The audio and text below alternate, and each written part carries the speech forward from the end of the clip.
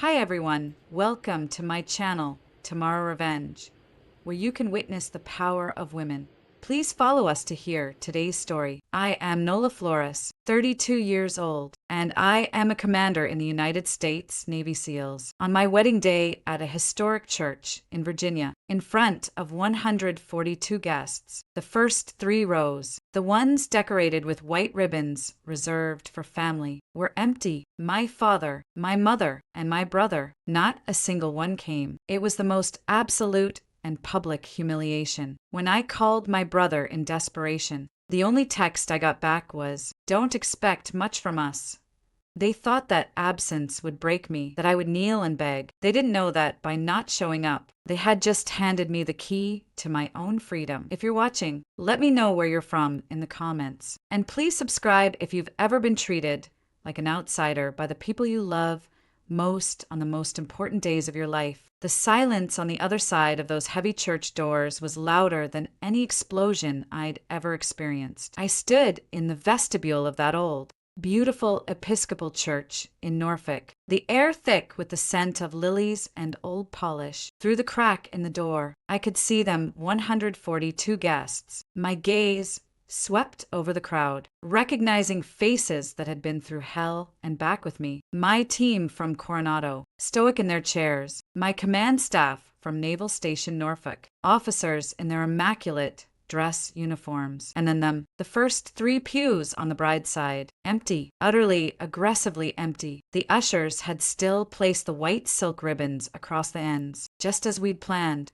Now they looked less like decoration and more like police tape cordoning off a void. My stomach clenched. This was it. This was the moment. I took a deep breath, the same measured diaphragmatic breath I take just before stepping out of the bay of AC-130 into the dark. But this was different. When you jump from a plane, you trust your parachute. You trust your training. Here, my parachute had just been ripped to shreds. This jump felt infinitely scarier. The music started. The deep, resonant chords of the organs signaled it was time. There was no father's arm to take. No proud patriarch to walk me down the aisle. Just me. I pushed the door open. The sound of my own heels on the marble floor was deafening. Click, clack, click, clack. It wasn't a procession. It was a march, lonely and determined. I could feel the eyes of every guest on me, their polite smiles freezing, their heads tilting in confusion. And then pity. That was the worst part. The pity. I kept my chin up, my shoulders back. My training kicked in. Never show them they got to you. I focused on the end of the aisle, on David. He stood there so handsome in his tux, his eyes locked on mine. He smiled, a real solid smile, but I knew his face better than my own. I saw the pain in his eyes, not for himself, but for me. He wasn't embarrassed. He was heartbroken for me. He knew exactly what this public rejection was costing me. I finally reached him. He took my hand. The Navy chaplain, a man who had seen combat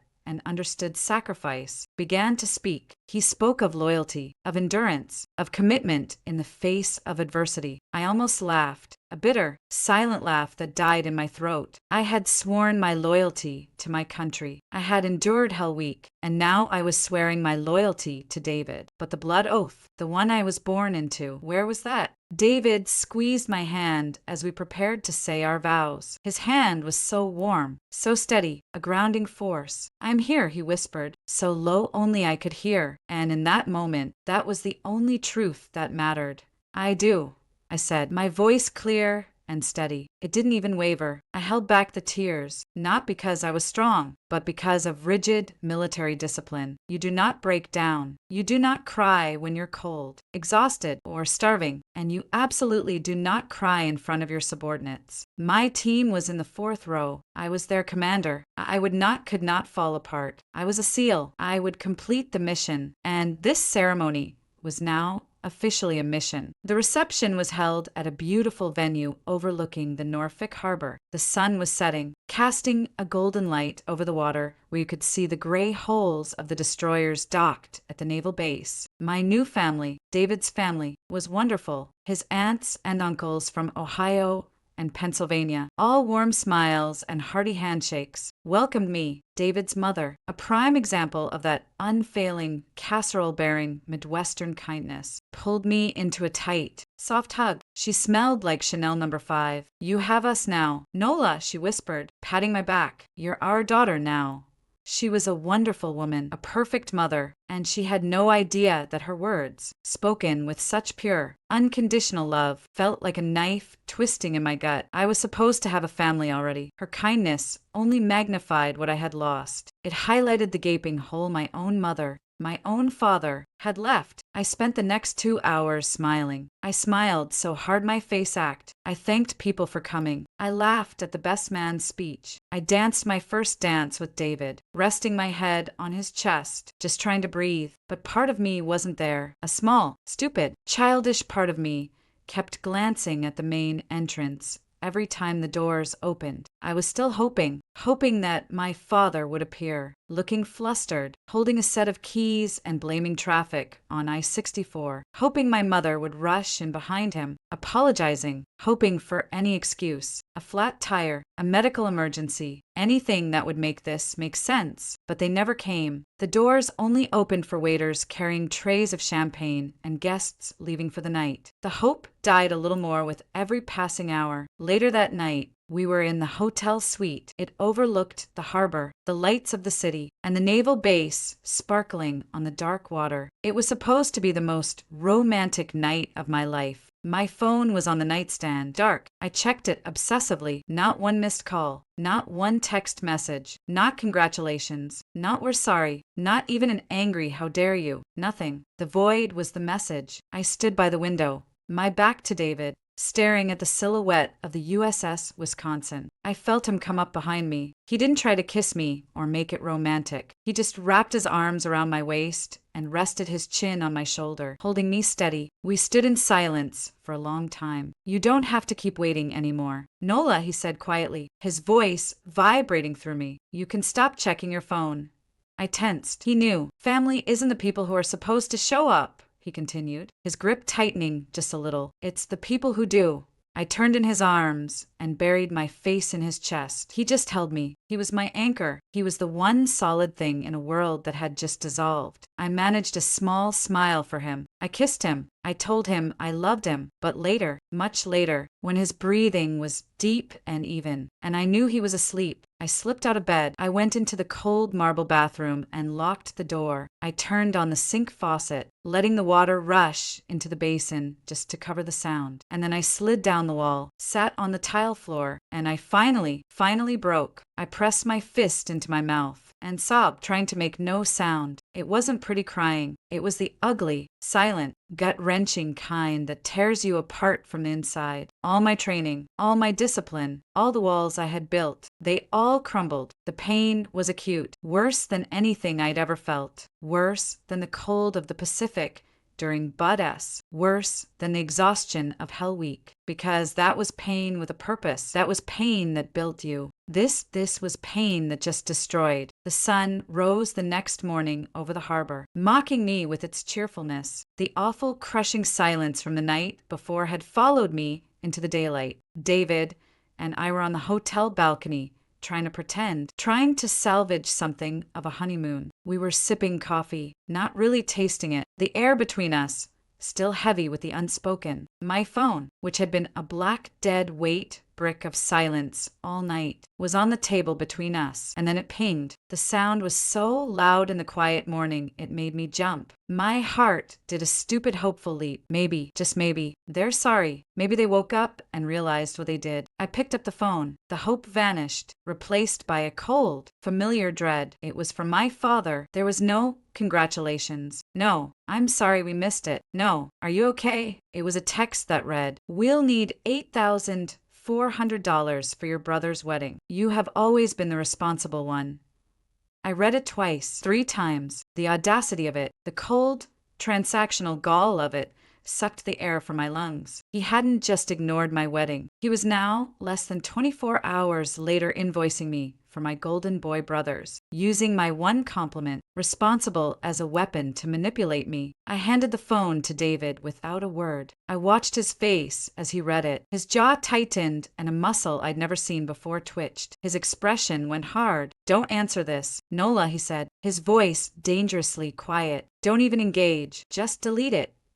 He was right, of course. That was the logical, healthy response. But as I looked at the message, something inside me, something that had been beaten down for 20 years, finally snapped. "No," I said. My voice was calm, cold. I took the phone from his hand. I opened my banking app. "Nola, what are you doing?" I ignored him. I typed in my father's account number, which I still knew by heart. I typed in the amount, one daughter's years, V years. In the memo line, I typed "best of luck." I hit send. I watched the confirmation screen pop up, and then I went into his contact, scrolled down to the bottom, and hit block this caller. "Done," I said. I took a sip of my coffee. It was the first time in 24 hours I could actually taste it. Why did I do it? Why the $1? Because that $8 for 100 lawyers wasn't about money. It was never about money. It was about control. It was the same control he'd wielded over me my entire life. It was the same control as when I was 17. I had saved up all summer working the sticky, sweet-smelling counter at the local Dairy Queen to buy my own prom dress. It was a simple navy blue dress, but I had earned it,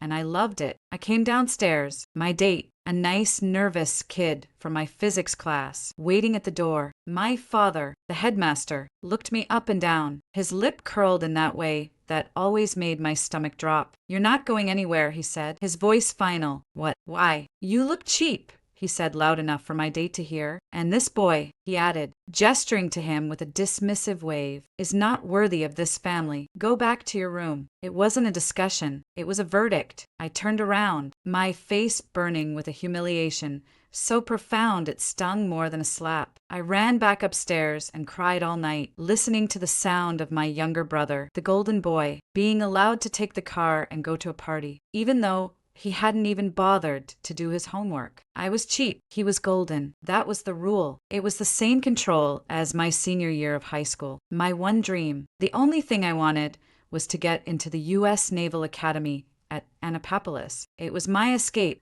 It was my future. I worked my tail off. I got the grades, the recommendations, the athletic scores. I applied and then I waited. April came and went. May. I checked the mailbox every single day, my heart pounding, waiting for that large, important-looking envelope. Nothing, just junk mail and my mother's magazines. It wasn't until July, long after I'd given up and resigned myself to a local community college, that I found it. I was cleaning my father's home office, a task he assigned me every summer. Tucked under a stack of old financial papers, I saw the distinctive Naval Academy crest. It was my acceptance letter. It had been opened. I confronted him, the letter shaking in my hand. "You hid this from me." He didn't even have the decency to look ashamed. He just adjusted his glasses, looking at me as if I were a difficult student. "I was protecting you," he said calmly. "The military is no place for a woman, especially not my daughter. It's unrefined. You didn't protect me," I whispered, the rage making me tremble. "You sabotaged me." He just shrugged. "You'll thank me one day. Now, go finish the vacuuming." He hadn't protected me. He wanted to control me. He wanted to keep me in Richmond under his thumb, where he could dictate my life. I had to go to community college for a full year before I could reapply and finally get out. He never ever admitted what he did, and he never forgave me for leaving. Years later, when I graduated from Buds at Coronado, when I became one of the first 3 women ever to make it through SEAL training, I sent home a picture. Me exhausted, covered in sand, but grinning, wearing my uniform. My mother called me, her voice a nervous whisper, as always. "I got the photo. Dear, it's nice. Did Dad see it?" I asked. A pause. "Yes. He just said to tell you not to get cocky." Don't get cocky. One of the hardest achievements in the entire U.S. military. And that's what he said. But when my brother finally graduated from college after 6 years, 3 different schools, and 2 DUIs that my father quietly handled, he threw him a massive party, a marquee on the lawn catering from a country club. Half of Richmond invited to celebrate. My father toasted his son's perseverance. My achievements were always minimized because they exposed my brother's failures. My success was a mirror he refused to look in. So, you see, that $1 I sent wasn't just a dollar. If you've ever felt that way, if you've ever had your biggest accomplishments brushed aside or been told, don't get cocky when you just wanted to hear, I'm proud of you. Please hit that like button to show your support. And if this feels familiar, just comment, I see you below because I see you. That $1, it was 20 years of being sabotaged for my own good. It was 20 years of being the responsible one who was expected to clean up every mess and pay for every mistake while the golden boy got the party. That $1 was 20 years of resentment packed into a single digital best of luck. It was me finally, after 32 years, saying I'm done. The $1 transfer and the block felt decisive. It felt final. For about a week, there was peace, a cold, empty, and blessed silence. It was the first time in my life I hadn't been braced for the next incoming text, the next criticism, the next demand, but the silence started to feel unnatural, like the dead quiet in the air right before an explosion, in a moment of weakness, a moment of that old ingrained guilt. I made a mistake. I thought maybe I went too far. Maybe he's just an old man. What if he has a heart attack and he can't reach me? So, I unblocked his number. It was a colossal tactical error. The messages flooded in instantly, as if he'd been sitting there just waiting. They were no longer manipulative. They were pure, uncut rage. You think you're smart? You petty little girl. After everything I did for you, this is the thanks I get. You're an embarrassment. Stop shaming this family. Nola. My fingers hovered over the keyboard, my thumbs itching to fight back, to list every wrong, every slight, every hidden letter and broken prom night. But I stopped. I remember the words of my first SEAL instructor back in Coronado, a man who seemed to be carved from granite. He told us during Hell Week, gentlemen and lady, do not ever let the enemy know your emotional state. Silence is the greatest answer to disrespect. It drives them insane. So, I held to my training. I stayed silent. I didn't reply to a single text. I simply read them, let the venom sting, and then deleted them one by one. But my instructor was right. It did drive my father insane. My silence was a new boundary he couldn't breach, and it infuriated him. His response was to escalate. He couldn't get to me through the phone, so he decided to get to me in person. A few weeks later, I was in my office on the base at Norfolk going over deployment logistics. My door was open. My executive officer, Chief Ramos, knocked on the frame. Ma'am, you have a minute? Sure, Chief. What's up? Ramos stepped in, but he looked uncomfortable. He was a solid operator, a man I'd trust with my life. And he was fidgeting, avoiding eye contact. This as well. It's a little weird. Ma'am, spit it out. Chief, I said, leaning back in my chair. I was at the diner this morning. The one just off base by Gate 4. The one we all go to. I nodded. I knew it well. Greasy eggs, terrible coffee, but it was ours. I saw your father. Ma'am, my blood went cold. My father in Norfolk? Yes, ma'am. He was sitting at the counter. He started talking to me. I was in civilian clothes, but he must have recognized me from, I don't know, a picture or something. He started asking about you. A prickle of ice ran down my spine. What kind of questions? Ramos looked at his feet. He was asking where you worked on base. What building? He asked about your hours when you came and went. Ma'am, he was asking about your schedule. The air left the room. This was Naval Station Norfolk. You don't ask about the in-and-out schedule of a SEAL commander. You don't probe for that kind of information. That is a security breach. I kept my voice perfectly level. And what did you tell him, Chief? I told him that information was confidential. Sir, I told him I wasn't at liberty to discuss command operations.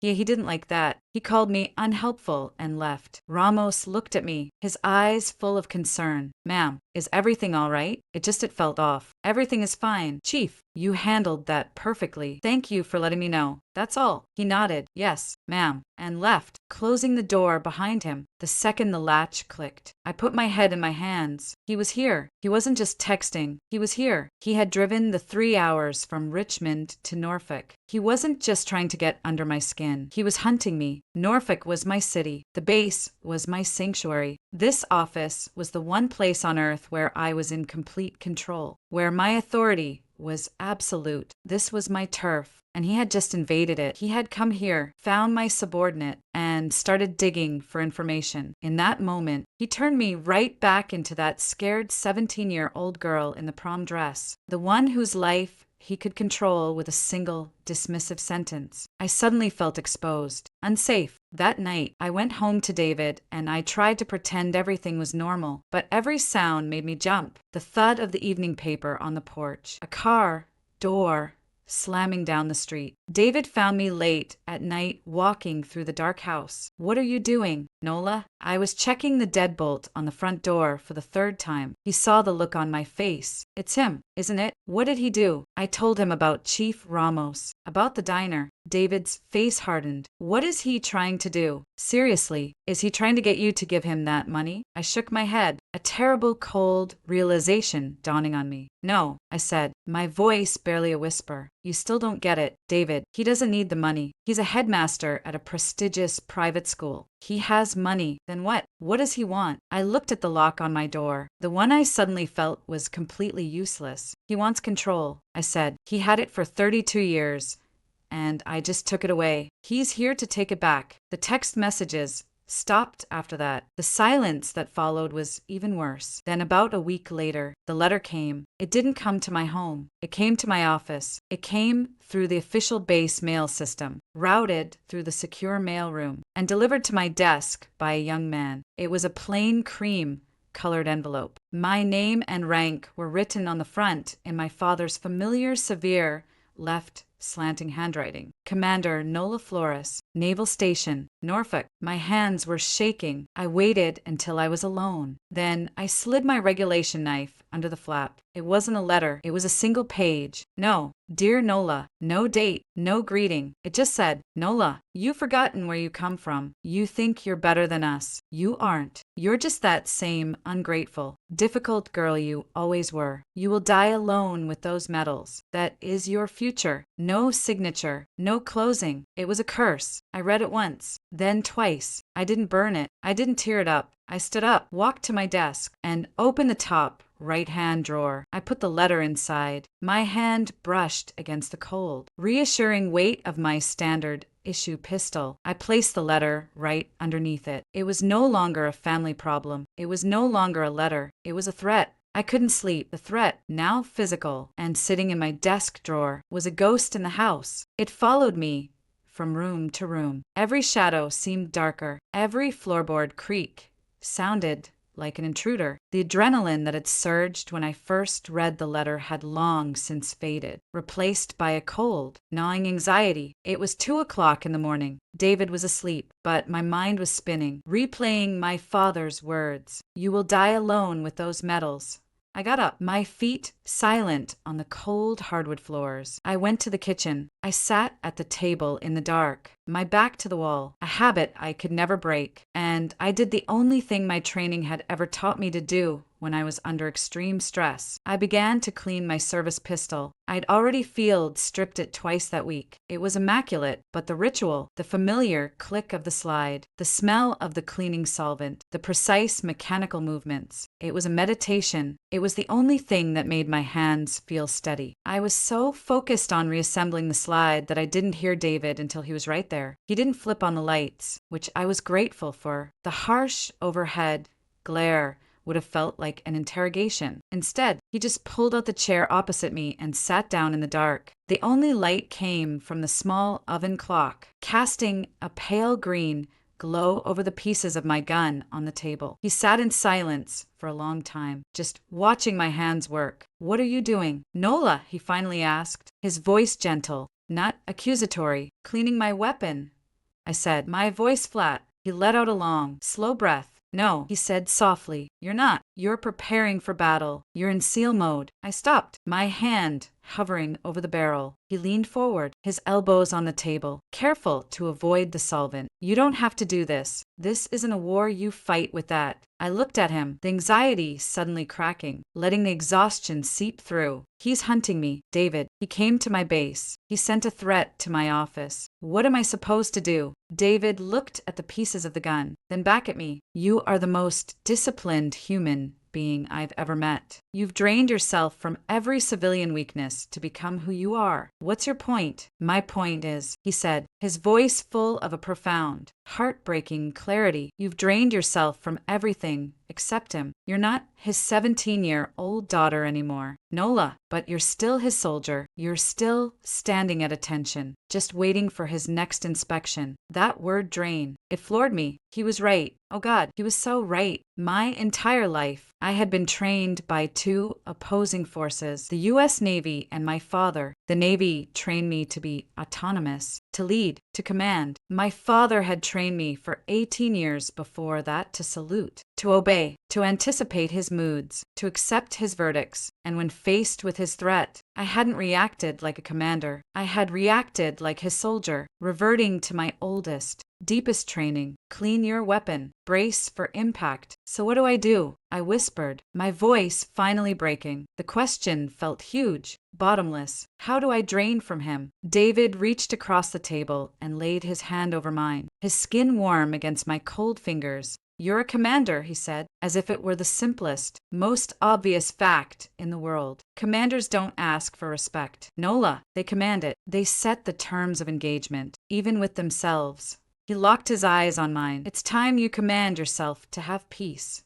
Tears I didn't even know where they welled up and spilled over. He was offering me an anchor, a new frame for a fight I didn't know how to win. He reached over with his other hand and gently wiped a tear from my cheek with his thumb. He handed me a paper towel from the counter, and he added, a small, tired smile playing on his lips. Please, for the love of God, stop cleaning your weapons in the kitchen. It freaks me out. I let out a choked, watery laugh. It was the first time I had laughed in weeks. David's words gave me the why, but I still needed the how. The next day, I made an appointment with the base chaplain. My chaplain wasn't a soft man. He was a tough-as-nails former Marine who had seen 2 tours in Fallujah before he found God. He was the kind of man who understood that some devils are real. His office was simple, pragmatic, decorated with little more than a U.S. flag and a simple cross. Chaplain, I started sitting stiffly in the chair opposite his desk. I have a family problem. He held up a hand, stopping me before I could even continue. Commander, he said, his voice a growly baritone. Family is the hardest fight there is. It's the one we're not issued armor for. He leaned forward, his expression kind but intense. We're trained to fight the enemy without, not the enemy within, and certainly not the enemy who used to be within. That one sentence, the enemy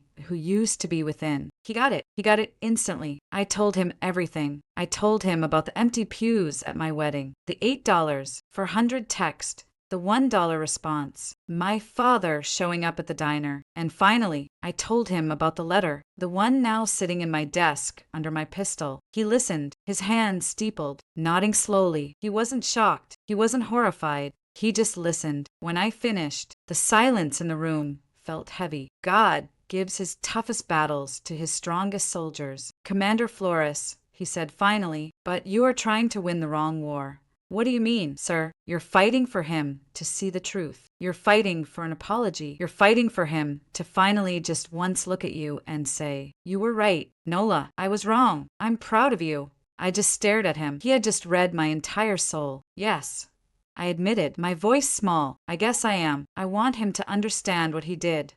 The chaplain shook his head slowly, a sad wisdom in his eyes. He never will. His pride won't let him. And you will break yourself on the rocks of that expectation. So I just lose. The word tasted like ash. No, the chaplain said, leaning in. You win. Oh, you'll win, Commander. How? He smiled, a small, tough smile. You will win on the day you no longer need him to understand. You will win on the day his approval means nothing to you one way or the other. Victory isn't making him apologize. Victory is when you realize you don't need him to. That sentence liberated me more than any order I'd ever received. I walked out of his office with a new set of orders. David had given me the diagnosis. I was still my father's soldier. The chaplain had given me the new mission objective. Victory wasn't the goal. The survival of my own heart was the clarity I gained from David, and the chaplain felt like a new set of armor. I had a mission: protect my own peace. I had a new understanding. I wasn't fighting to be understood anymore. I felt calm. I felt solid. But the peace I had found internally was not a peace the enemy externally was willing to accept. My father, having failed to intimidate me at my home base, having failed to break me with a direct, written threat, shifted his strategy. He couldn't win a direct fight. So, he did what all failing tyrants do. He retreated and launched a social war. He activated his flying monkeys. It started subtly. I was scrolling through Facebook one evening, a rare moment of downtime, and I saw a post from a cousin back in Richmond. It was just a generic unfollowed a bunch of people to keep my peace family first. I checked. Sure enough, he had unfollowed me. Then a few days later, a post from an aunt, my father's sister. It was one of those passive-aggressive preachy memes. A picture of a sunset with text over it. Some children are so full of pride, they forget the people who gave them everything. Another one, a family is a tree. One broken branch doesn't kill the tree. These little digital barbs, these public F-facing whispers were designed for me to see. They were his way of signaling to the entire family network that I was the broken branch. I was the prideful child. They were like mosquitoes, small, annoying, and poisonous, buzzing just at the edge of my hearing. They were designed to make me feel isolated, to make me doubt my own reality. I ignored them. I kept my new mission objective in mind. His approval means nothing, but my father was just warming up. When the passive-aggressive post didn't get a reaction, he deployed his heavy artillery. He sent in my Aunt Carol. The phone rang on a Saturday afternoon. I was at home reading a book. I saw the name on the caller ID,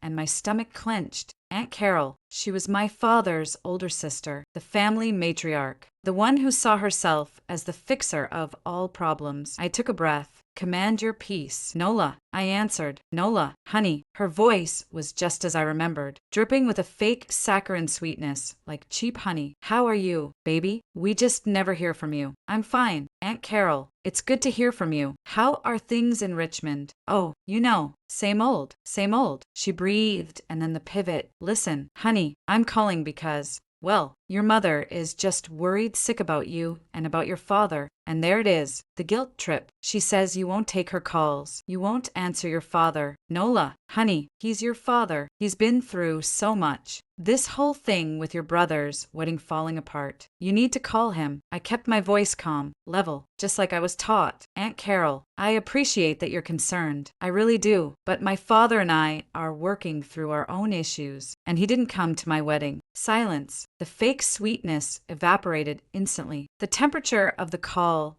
dropped 30 degrees. When she spoke again, her voice was cold, hard. And you think you're completely innocent in this? She snapped. I was taken aback. I don't know what you mean. Oh, come on, Nola. You've always been difficult, ever since you were a little girl. Always so serious, so intense, too arrogant for your own good. You know, she said, her voice taking on a tone of cruel psychoanalysis. You're just like him. That hit me like a physical blow. It stunned me, just like him. The one thing I'd spent my entire life, my entire career, trying not to be. The man whose control I'd fled. The man whose cruelty I despised. And here she was in one sentence, erasing all of it, branding me with his face. This is the classic tactic of the abuser's network. They turn your greatest pain into your greatest flaw. I am nothing like him, I said, my voice shaking, all my careful composure gone. You're tearing this family apart. Nola, she said, her voice rising now in full attack mode. Your mother is a wreck. Your father is miserable. And all you can think about is your own selfish pride. All because they missed one party. That was it. The gaslighting, the minimization, the blame shift. It was all there. The old Nola would have cried. She would have apologized. She would have promised to call, just to make the yelling stop. But the old Nola wasn't home. My voice came out as cold as steel. No, Aunt Carol, I said, my voice dangerously quiet. I'm just refusing to continue being the punching bag. This conversation is over. Goodbye.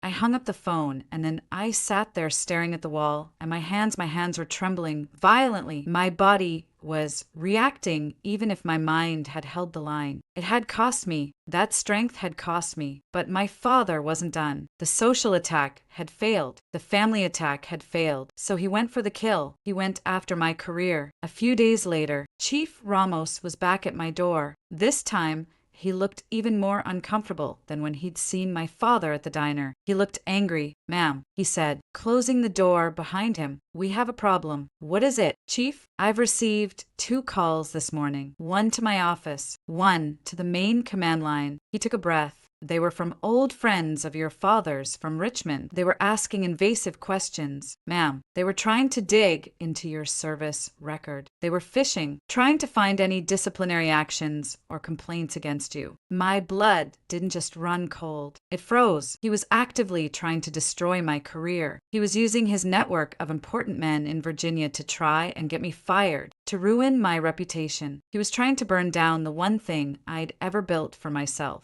The one thing he had never been able to control. I looked at Ramos. He was waiting for my reaction, waiting to see if his commander would crack. I stood up. I walked to the window and looked out over the base. "Let them call." "Chief," I said, my voice devoid of all emotion. "They won't find anything because there is nothing to find. My record is clean."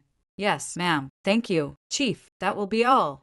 He left. I stayed at the window for a long time. I was furious, but more than that, for the first time, I was truly deeply afraid. That night, I didn't tell David. I didn't want to worry him. But after he was asleep, I went into the bathroom, turned on the shower so he wouldn't hear, and I sat on the floor, and I cried. Rumors, they're not like bullets. You can't see them coming. You can't shoot back. They're like chemical weapons. They just creep into all the cracks and poison everything long after the battle is over. And I knew with a chilling certainty, this battle was far from over. The failure of his social and professional attacks drove my father to a place I had never truly believed he would go. He had tried to isolate me, to poison my relationships, and to destroy my career. When all of it failed, when I refused to break, he picked up his nuclear weapon. He decided to have me arrested. It was a Tuesday. I was in the middle of a high-level briefing in the command center on base. We were going over intelligence for an upcoming mission. The room was dark, lit only by the glow of the monitors. My phone set on the table was on silent as per protocol, but then it vibrated. I ignored it. It vibrated again and again. A frantic, insistent buzzing. My second in command, Chief Ramos, paused. "Ma'am." A cold dread washed over me. No one called me like that. Not unless someone was dead. I picked up the phone. The screen was lit up with notifications. Missed call. Norfolk PD. Missed call. Norfolk PD. Missed call. David. Missed call. Norfolk PD. My blood turned to ice. Why was the Norfolk Police Department calling me? A text message popped up. It was David. "Your father called the cops. They are at the house. Come home now." As I read it, the phone vibrated again. Norfolk PD. I answered. Commander Flores. A gruff voice said, "This is she." "Ma'am, this is Officer McCann with the Norfolk PD. We are at your residence. We've received a report of a domestic theft."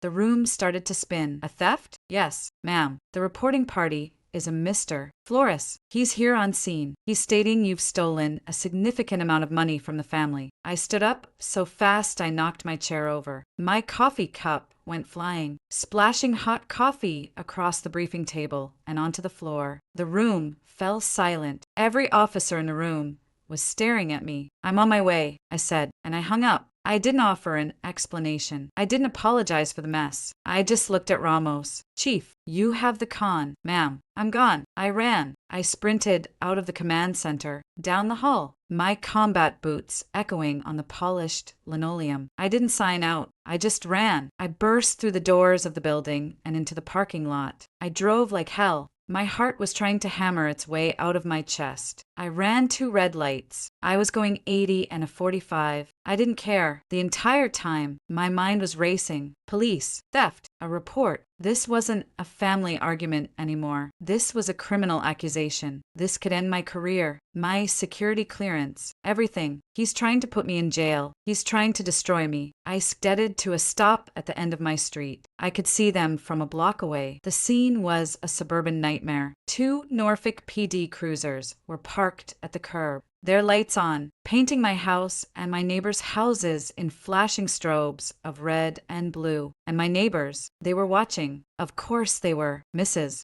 Gable from 2 doors down was peeking through her blinds. The family across the street was standing on their porch, and he was there. My father, he was standing on my front lawn, his face red, gesticulating wildly, performing for the 2 officers. He looked like the perfect victim, an elderly, distinguished gentleman, a headmaster just trying to reason with his unhinged criminal daughter. And on the porch, standing like a statue, was David. His arms were crossed. He wasn't yelling. He was just containing, watching a solid, unmovable object. I threw the car into park, didn't even turn it off. I jumped out, still in my full combat uniform, and I strode onto the lawn. The moment my father saw me, his performance stopped, and he smirked. It was small. It was almost invisible, but I saw it. It was a tiny, triumphant lifting at the corner of his mouth. It was the smirk of a man who had finally cornered his prey. He had won. He had successfully brought the power of the state to my doorstep. He had humiliated me in front of my neighbors. He had interrupted my vital work. He had me, a commander in the U.S. Navy, standing on her lawn being questioned by police. He was waiting for me to cry, to scream, to fall to my knees and beg him to make it stop. That smirk was the single greatest mistake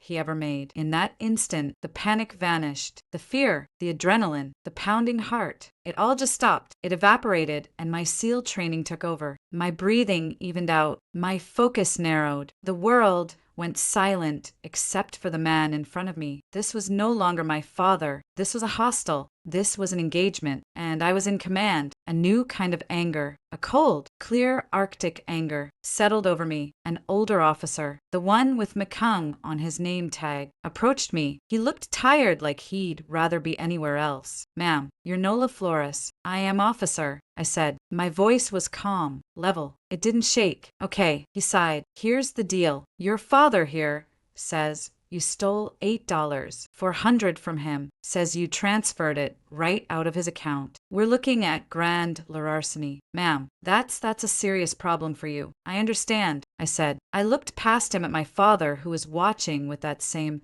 hungry, expectant look. I looked back at the officer. "Officer, may I see your body camera?" He blinked, surprised. "What, your body camera? Is it on?" "Yes, ma'am. It's been on since we arrived." "Good." I looked straight into the lens of the camera on his chest. Then I looked back into his eyes. "Officer, what my father told you is a lie. This is not a theft. This is a family matter that he has escalated by filing a false police report." My father started sputtering. "A lie? How dare you?" "I have the statements." "You?" Officer McCung held up a hand. "Let her talk." "Sir," I kept my eyes on the officer. "Sir, the truth is my father demanded $8,400 from me via text message. I did not steal it. I refused to give it to him. And this is my response." I reached into the pocket of my uniform. My father's eyes widened, then narrowed. For a second, I think he thought I was reaching for a weapon. I pulled out my cell phone. I unlocked it. I opened my banking app. I went to my transfer history,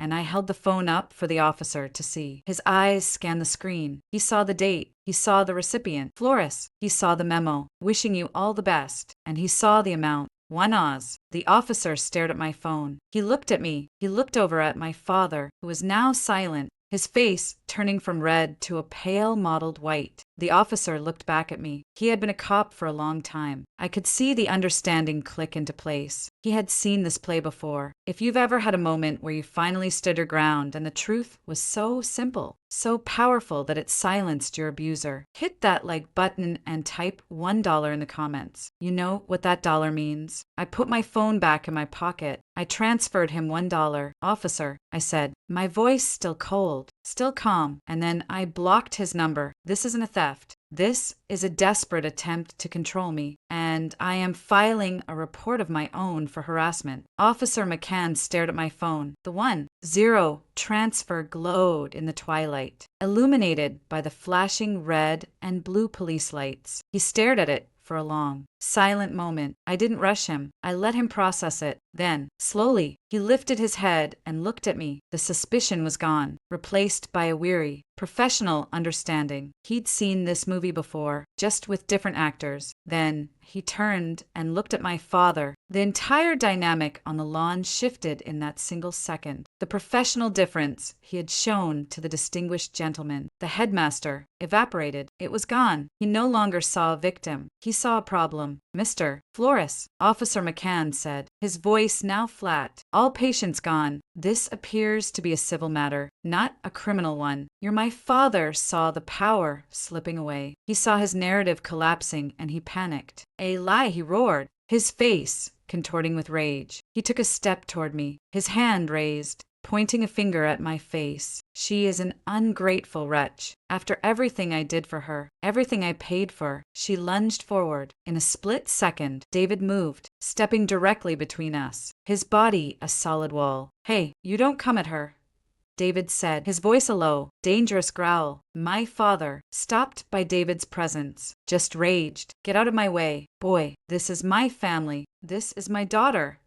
He was completely unhinged, losing his last shred of control in front of the neighbors, the police, and the husband he had refused to acknowledge. He had lost. He just didn't know it yet. This was the moment the old Nola would have hidden behind David. The old Nola would have flinched. The old Nola would have wept. But as I looked at the man who had haunted my entire life, I didn't feel fear. I didn't feel panic. I felt nothing, just the cold, clear calm of a mission objective. I put my hand on David's chest. "I got this," I said quietly. He looked at me, saw the look in my eyes, and gave a single firm nod. He stepped aside, though he stayed close. I didn't step back. I stepped forward. I closed the distance between myself and my father by one step. I was now directly in his personal space. He was taller than me, but in that moment, I felt like a giant. I did not speak as his daughter. I did not speak as the girl he had shamed over a prom dress. I spoke as Commander Flores. I inhaled, drew the air from my diaphragm, and I used my command voice. The command voice is not a yell. Yelling is emotional. Yelling is a loss of control. The command voice is the opposite. It's a sound forged in training, designed to cut through the noise of gunfire, the roar of a helicopter, or the panic of a firefight. It is sharp, it is full of authority, and it is not a request. It is an order. Enough. The word cracked through the evening air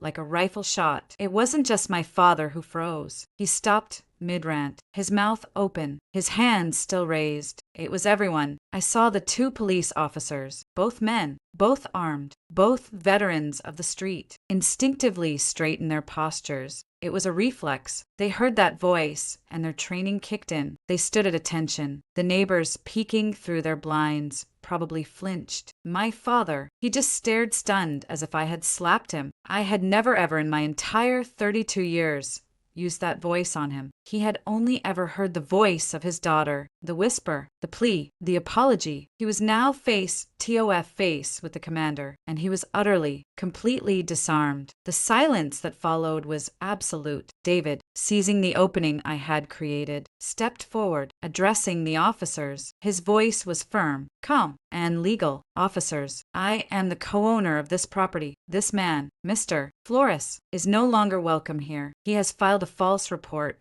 and is causing a disturbance. I want him removed from our property right now." The younger officer, who had been silent this whole time, just nodded. "Yes, sir." He and McCung moved in unison. "Mr. Flores," McCung said, "you need to come with us. You have to leave the property now. You can't do this." My father shrieked, but the authority was gone. It was just noise now. "I'm the one who called you. He is the criminal," he yelled, pointing at me. "Sir, the situation is resolved. You need to leave."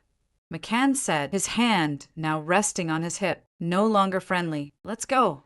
They began to escort him, one on each side, toward the curb, toward his car, and I watched his face. It was the most heartbreaking and the most liberating moment of my life. I watched the rage on his face curdle. It turned into a desperate, sputtering confusion. He looked at the cops. He looked at David. He looked at the neighbors. He looked at me. He didn't understand how had this happened. He had all the cards. He was the headmaster. He was the father. He was the one in charge. And in that confusion, I saw the final stage. Impotence. He was powerless. He had fired his last and most powerful weapon. Public humiliation, false arrest, and it had not only failed, it had backfired spectacularly. It had imploded, taking his power with it. He had lost, but his narcissism couldn't let it go. He had to have the last word. As the officers got him to his car, he wrenched his arm free for one last desperate shout. He pointed at me, standing on my own porch in my own uniform, next to my husband. His face was a mask of pure, unadulterated bitterness. "You think your rank makes you right?" he screamed, his voice cracking, the sound echoing down the quiet suburban street. "You think those medals make you better than me?" That was it, the core of it all. He still didn't get it. He thought this was about rank. He thought this was about a power struggle. I stood on my porch. I didn't yell back. I just waited. I let his voice echo until it was gone, until the only sound was the hum of the police radio. I let the silence hang in the air. Then I spoke. My voice was quiet, calm, and it carried in the still evening air. "No, Dad," I said. I waited until he met my eyes. "It doesn't mean I'm right." I let the words land. "It just means I've earned this peace." His face crumpled. He had no answer. He got in his car. The police waited until he drove away. Officer McCann walked back up to me. He tipped his hat. "Ma'am, sorry for the disturbance. I'll have a note of this false report put in the system." "Thank you, officer." He and his partner left. The flashing lights disappeared down the street. The neighbor's blinds snapped shut. It was over. I stood there for a moment, breathing in the quiet night air. David put his arm around me. I turned, walked into my house, and I locked the front door. After the confrontation on the lawn, a profound quiet settled over our lives. The victory hadn't felt triumphant, not in the way you see in movies. There was no parade. It just felt finished. The silence from my family, which had once been a weapon they used against me, was now a shield I used for myself. I had my boundary. I had my peace. Months passed. The humid Virginia spring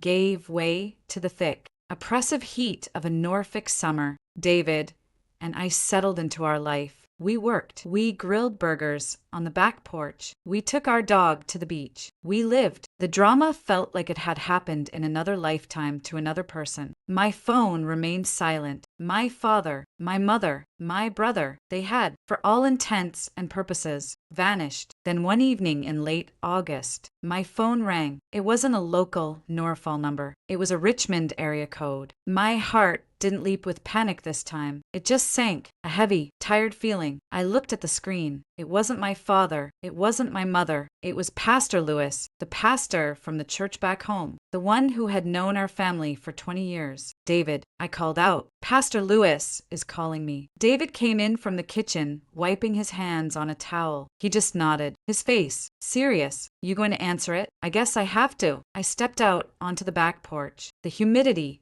clinging to my skin, and answered the phone. "Nola, this is Pastor Lewis." His voice was just as I remembered it, deep, gentle, but tonight it sounded impossibly weary. "Hello, Pastor. It's good to hear your voice. And yours. My child. And yours." He sighed. "Nola, I'm not calling to intervene. I'm not calling to ask you to do anything. I'm just calling because I felt you had a right to know." A cold dread different from fear settled on me. This was the sound of bad news. "What is it, Pastor?" It's your brother. His wedding." "Nola, it's been called off." I just stood there, silent, listening to the cicadas buzz in the trees. "Called off his fiancée," the pastor continued, his voice heavy with disapproval. "She found out he'd been lying to her about his finances, about the money your father was giving him. And well, it seems there was also another woman involved. It's a real mess. Nola, a true heartbreaking mess." I closed my eyes. The golden boy, the one who could do no wrong, the one whose wedding was so important they had to destroy mine to prepare for it. All of it a lie. I don't know what to say. "Pastor, there's nothing to say," he said gently, "but there's more. And this is the harder part. It's about your father." I gripped the railing of the porch. "His businesses, Nola, the school, his investments. It's all in trouble. Serious trouble." He proceeded to lay out the details in his somber clerical voice. The private school's enrollment was way down. My father, in his arrogance, had apparently been using funds from one venture to cover the debts of another. He was being sued. There are contractors in Richmond who haven't been paid. Nola, his property taxes are severely overdue. The man is too proud to ask for help, and he's drowning in his own pride. He paused, and I could hear him breathing on the other end of the line. He's losing it all. Nola, the reputation, the money, the empire he spent his whole life building. It's collapsing. He waited for me to say something. What did he expect me to say? Good. He deserves it. I told you so. I had thought in my darkest moments that if this day ever came, I would feel victorious. I would feel a sense of vindication. Hallelujah. Justice. But I didn't. I didn't feel a shred of triumph. I didn't feel a single ounce of satisfaction. I just felt an overwhelming heavy sadness. It was like watching a great ancient tree finally rot from the inside and crash to the ground. It was a tragedy. It was a waste. Karma. I whispered more to myself than to him. It isn't sweet. It's just tired. That's a very wise way to put it. Child, Pastor Lewis said he built his house on sand and the storm came. Listen to me, Nola. I'm telling you this so you hear it from a friend, not from a stranger. You don't need to do anything. You don't need to call. You don't need to fix this. I wanted you to know. He paused and his voice softened. Pray for him, Nola. Not for him to change, but for you to be at peace. We said our goodbyes and I hung up. I stood on the porch for a long time watching the sunset. The empire was gone. The headmaster was just a man in debt. The golden boy was a cheater. The entire foundation of my childhood, the family I had tried so hard to be good enough for, was a house of cards. That night, I did pray for the first time in years. I really prayed. I knelt by my bed like I did when I was a little girl. God, I whispered, the words feeling foreign in my mouth. I don't want him to be hurt. I don't want him to suffer. I just want him to stop hurting me. It wasn't a prayer for justice. It was a prayer of surrender, a prayer to just let it go. I told David everything. He just listened, holding my hand. After I was done, he was quiet for a long time. So he said finally, Are you going to drive up to Richmond? See them? The question hung in the air, and the old Nola, screamed inside my head. Yes, go. He's hurt. Mom's alone. Fix it. This is your chance. Be the responsible one. Be the good daughter. Go and save them, and they will finally love you. That voice, that programming was so deep. The instinct to be the family fixer was a reflex. I looked at David. I looked at the piece of my own living room. I thought about the girl in the prom dress. I thought about the stolen Annapolis letter. I thought about the empty pews at my wedding. I thought about the smirk on my father's face as the police cars flashed. And I made a choice. I shook my head. No, I said. My voice was quiet, but it was the strongest it had ever been. No, if I go now, I'm not Nola. I'm the savior. I'm Nola, the responsible coming in to clean up the mess. I'm falling right back into the role they wrote for me. I can't. I won't do it anymore. David's face relaxed into a smile. He nodded, full of support. You're right, he said. Protecting your peace isn't revenge. It's just good stewardship. I knew he was right. I wasn't their enemy, but I wasn't their lifeguard either. I couldn't save them from a tide they had created themselves. A few days later, I went to a drugstore. I bought a simple postcard. One with a picture of the Norfolk waterfront. I wrote 4 words on it, thinking of you both. I didn't sign it. I didn't put a return address on it. I dropped it in a mailbox. It wasn't forgiveness. It wasn't an invitation. It was compassion. From a very, very safe distance, the postcard was sent. The fragile peace I had built continued. The summer heat finally broke, and the cool, crisp air of late September settled over Norfolk. Life went on, and then I got the call that every person in the back of their mind dreads. The 3 a.m. call. In America, we have a name for this. It's the call that never ever brings good news. It's the call that rips you from sleep and plunges you into a nightmare. My phone, charging on the nightstand, lit up the dark bedroom. I fumbled for it, my heart already a cold stone in my stomach. It was my mother. I answered, Mom. Her voice wasn't a wail. It wasn't a scream. It was worse. It was a small, thin, shattered whisper. Nola. She wept. Nola, it's your father. The hospital. They said heart failure. The words just hung there in the dark. Heart failure. The 3 a.m. call. It had finally come. I didn't think. I didn't process. I just acted. The years of military training took over. In a crisis, you move. I'm coming, I said. My voice was flat, detached. David. I shook him awake. I have to go. It's my father. Heart failure. My mom's at the hospital in Richmond. He was awake in an instant, sitting up, already reaching for his keys. I'll drive you. No, I said, pulling on the jeans and sweater I'd left on the floor. I need to do this one alone. He understood. He just nodded, his face full of a sad, quiet support. Be safe. Call me the second you get there. I was out the door in under 3 minutes. The 3-hour drive from Norfolk to Richmond up I-64 in the dead of night was the longest drive of my life. I didn't cry. I wasn't angry. I wasn't sad. I was just empty. The dark, empty highway unspooled in front of my headlights. My mind was just blank. It was the strangest, most hollow feeling I've ever known. It was as if my entire emotional system had just shut down, unable to process the overload. The tyrant was dying. The monster who had haunted my childhood was in a hospital bed. The man who had smirked at me on my lawn was now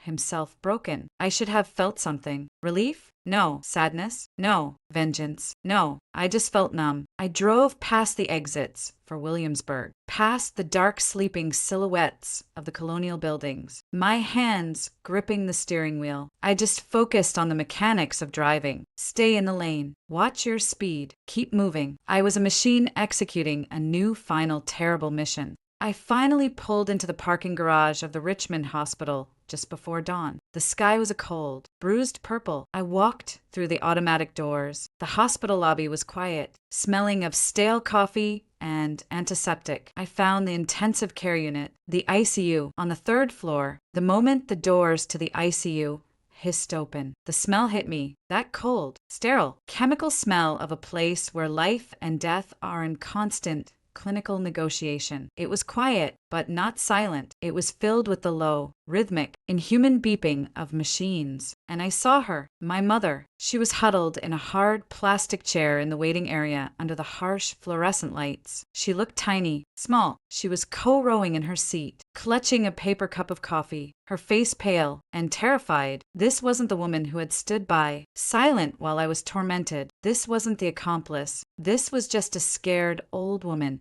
who was about to lose her entire world. She looked up as I approached, her eyes wide. She didn't know what to do. I could see the conflict on her face. She didn't know whether to hug me or to apologize or to yell at me for not being there sooner. In the end, she did none of them. She just pointed. He's in there. Nola, room 312. I just nodded. I walked past her down the hall to room 312. I stopped at the door. I took a deep breath, just like I did before I stepped out of an airplane. But this was harder. I pushed the door open and stepped inside. The man in that bed was not my father. My father was a giant, a tyrant, a force of nature who filled every room with his rage and his ego. This man was weak. He was small, pale, and buried under a web of tubes and wires, and 4 snaked into his arm. A heart monitor beeped in a steady, slow rhythm next to his bed. An oxygen tube was looped under his nose. He looked frail, vulnerable. For the first time in my life, he looked horribly human. I just stood there. I didn't move. I just stared. The man who had taught me to salute before I could even wear a uniform was now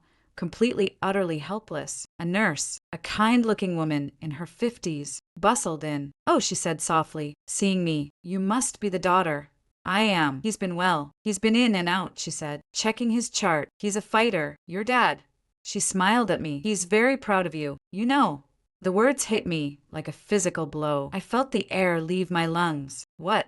"Oh, yeah," she said, oblivious to the bomb she had just detonated. "When he was first admitted, before he got real bad, he was telling all of us about you. Said his daughter was a Navy SEAL. Said you were tougher than half the Navy. He was so proud. He was proud." The words I had craved my entire life. The validation I had nearly killed myself to earn, the simple acknowledgement I had been desperate for. And he couldn't say it to me. He had told a stranger. He had told a nurse. but he had never, not once told me. I had to grip the railing of the bed to stay standing. The nurse finished with her checks, smiled kindly, and left the room, and I was alone with him. I stood there for an hour, or maybe it was 10 minutes. Time had stopped, and then his eyelids fluttered. He woke up, his eyes, cloudy and unfocused, scanned the room, and then they landed on me. He stared. He blinked as if he couldn't believe what he was seeing. His voice was a dry, papery, thin whisper, a thready sound barely audible over the beep of the machines. Didn't think you'd come. He wheezed. The honesty of the moment was brutal. I couldn't lie to him. Not now. I almost didn't. I whispered back. We just looked at each other, the tyrant and the soldier, father and daughter. We just stared. All the anger, all the years of pain, just hanging in the sterile air between us. His eyes drifted down to my sweater and jeans. You're not in uniform, he whispered. It wasn't a question. It was a statement. He had last seen me in my combat uniform, a warrior. I think he meant that I had finally stood down, that I wasn't here as a soldier. His eyes found mine again. I was trying to make you strong, he whispered. A single hot tear finally broke free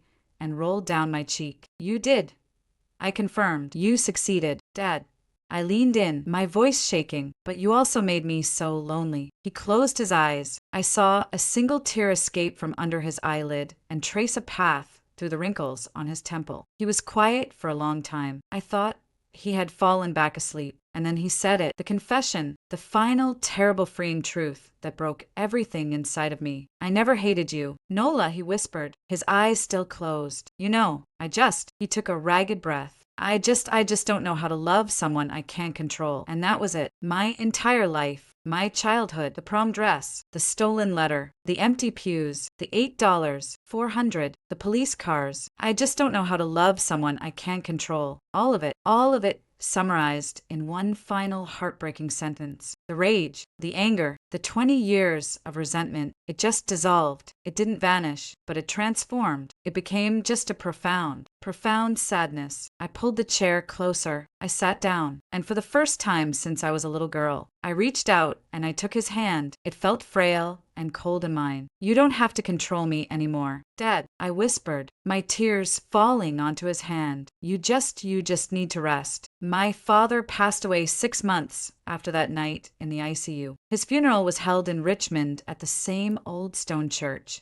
where he had refused to watch me get married. At my mother's request, I wore my uniform, not my combat fatigues, but my full navy dress whites, the formal, pristine white uniform with the gold buttons and the black tie. I stood in the front pew next to my mother and brother. I felt the eyes of the Richmond community on me. They weren't looks of pity or judgment anymore, just observation. I wasn't the prodigal daughter. I wasn't the rebellious one. I was just Nola, a commander in the United States Navy, there to bury her father. My mother, looking smaller than I'd ever seen her, reached over and squeezed my hand. I squeezed back. We didn't need to say anything. The war was over. We were just two women standing together in the wreckage, beginning to sort through it. About a month later, a letter arrived. It was from my father's attorney. It wasn't a legal document. It was a personal letter. One he had written after that night in the hospital and left with his lawyer to be delivered to me only after his death. My hands were steady as I opened it. I sat with David on our back porch in Norfolk, the same place I'd received so many terrible updates. This one was different. His handwriting was shaky, the loops of the letters frail, but the words were his. Nola, I don't know how to apologize properly. I was never taught how. I've always thought that saying sorry makes a man look small, but maybe being small is where forgiveness begins. That night you showed up at the hospital, I didn't think you would come. I wouldn't have. You were always the stronger one, stronger than me. I hated that, and I loved it. I'm not writing to ask you to forget. I'm just writing to explain the call to the police. That was a coward's move. I knew it then. I know it now. I couldn't control you, so I tried to break you. I couldn't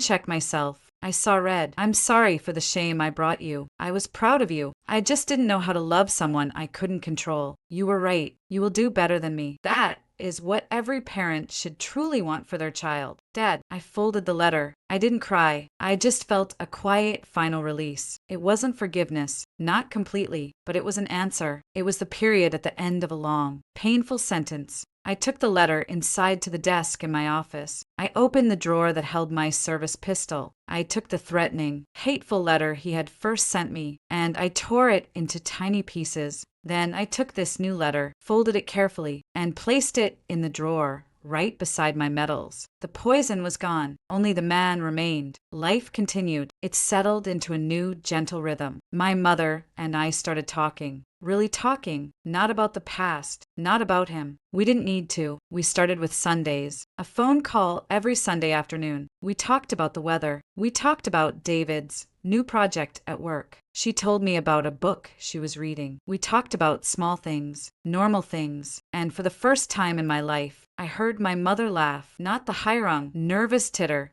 she always had around my father, but a real, genuine light laugh. It was the most beautiful sound. The next spring, I was invited to give the commencement speech at a local high school in Virginia Beach. I stood on that stage in my dress, whites again, looking out at 300 young, hopeful, terrified faces. I didn't talk to them about war. I didn't talk to them about combat or Hell Week or jumping out of planes. I talked to them about the internal war. There will be people in your life. I said, my voice carrying over the quiet stadium, who will hurt you. They will hurt you deeply. Sometimes the people who are supposed to love you the most will be the ones who hurt you the worst. I saw a few kids in the front row nod their eyes wide, and you will carry that hurt. You will carry it like a 100 pounds rucksack on a 20M march. It will be heavy, and you will have every right to carry it. You will have every right to be angry. But I'm telling you, I leaned into the microphone. At some point, you have to learn to put it down. Not for them, I said. You don't put it down for them. You don't forgive them because they deserve it. You forgive them because you deserve to rest. The applause was staggering, but it was the look in the eyes of the students, that look of recognition, of release, that told me the message had landed. A year later, my life changed again. One of my new recruits, a young, fierce, incredibly smart woman from Ohio, knocked on my office door. She was one of the best I'd ever seen. A natural leader, Commander Flores. Ma'am, can I have a word? Of course. Specialist, come on in. Close the door. She sat down, her hands twisting in her lap. She was trying to maintain her military bearing, but her eyes were brimming with tears. Ma'am, she started, her voice shaking. My family back in Ohio, they disowned me when I enlisted. They said, this wasn't a woman's job. They haven't spoken to me in 2 years. My heart ached. I knew this story. I'm getting married next month. Ma'am, she continued, a tear finally escaping and rolling down her cheek. My fiancé is a corpsman at Portsmouth. We're doing a small ceremony at the base chapel. She took a shaky breath. And I don't have anyone to walk you down the aisle. I finished for her, my voice soft. She nodded, wiping her face angrily. I'm sorry to be unprofessional, ma'am. I was wondering. I wouldn't ask, but you're the one who I was wondering if maybe you would do it. I looked at this strong, brilliant, brave young woman who had been abandoned for the same reason I had, for being strong. I didn't hesitate. Specialist, I said, standing up. It would be my absolute honor. And so there I was, standing in a church again, the Norfolk Base Chapel. I was in my full dress whites. The sun streamed through the stained glass windows. But this time I wasn't standing alone at the back, waiting for a father who would never come. This time I was the one they were waiting for. I stood next to this wonderful young woman in her simple white dress. He smiled to her. You ready, soldier? She smiled back, her eyes shining. Ready, ma'am? Then let's go. I offered her my arm. She took it. The music started. The doors opened. And I did not walk alone. I walked her down that aisle, my steps firm, my head held high. I walked her toward her future. I walked her to her fiancé, who was beaming. I did the part a father is supposed to do. I placed her hand in his. After the ceremony, at the small reception, she came up to me and gave me a hug, so tight it almost cracked a rib. She pulled back, her eyes full of a gratitude that was so much deeper than just that day. She looked me right in the eye, and she whispered the 6 words that I had waited my entire life to hear. Thank you, she said, her voice thick with emotion. Thank you for showing up. I held her tight. Thank you for showing up. And as I stood there outside that chapel with the sound of laughter and celebration behind me, I finally understood the pain, the letters, the empty chairs, the $1 transfer, all of it. It hadn't been a curse. It had been training. It had been my real hell week. It had forged me. It had prepared me for this. Because sometimes the only way you can truly heal is by becoming the very person you yourself once needed. Thank you for listening to my story. For so long, I felt invisible, like I was fighting a war no one else could see. But you showed up. You listened. If you are out there feeling unseen or carrying that weight, my hope is that you find the strength to set it down. You deserve to rest. If my story resonated with you, please subscribe to this channel for more stories of healing and resilience. And in the comments, let me know one word that describes your own journey. I see you.